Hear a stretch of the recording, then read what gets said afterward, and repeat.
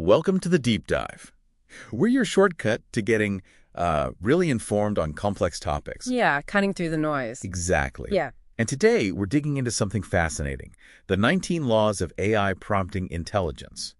It's a manuscript by Nikolay Gul. Mm-hmm. And this isn't just, little tips and tricks for prompts. It's really a blueprint for making your work with AI much more sophisticated, like a cognitive craft. That's a good way to put it. Our mission here is to unpack how these laws can shift you from just being an AI user to, well, an architect of intelligence. And what really stands out in Gul's work, I think, is how it gives us this very actionable method for human-AI collaboration. Example, right. It's not just about writing one good prompt. It's about building these robust AI systems that can maybe even adapt over time, future-proof, perhaps. That idea, future-proof systems, yeah, that definitely grabs me. So let's get into it.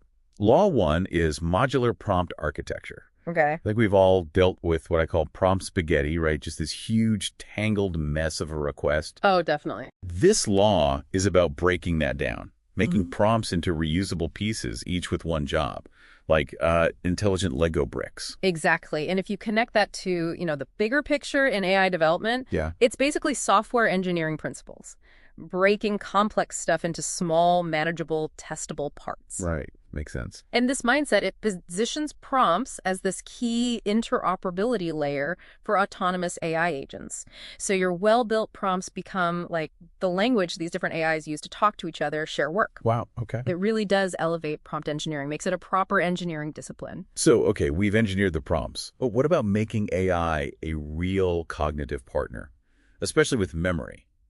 Law 4. Prompt memory layering. Sounds intriguing. It is. And it tackles a big question. Great. How do you give AI something like long-term memory beyond its initial training data?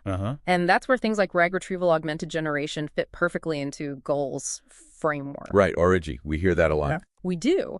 But here it's about strategically layering that external up-to-date info into the prompts. It's not just about stopping hallucinations. It's about letting the AI continuously learn and reason with current context. So it's like giving it a live, evolving knowledge base. Precisely. Super valuable for fields like law or medicine where things change constantly. Okay, interesting. Now, beyond memory, how about pushing the AI's thinking? Law 5. Cognitive flip prompting. This one really caught my eye. Yeah. Forcing the AI to switch perspectives. Yeah, this is more than just a clever trick. It uses techniques like chain of thought or maybe tree of thought prompting. Okay. It basically forces the AI down different reasoning paths. You make it argue against itself or role play a completely different viewpoint, a skeptical customer, maybe a competitor.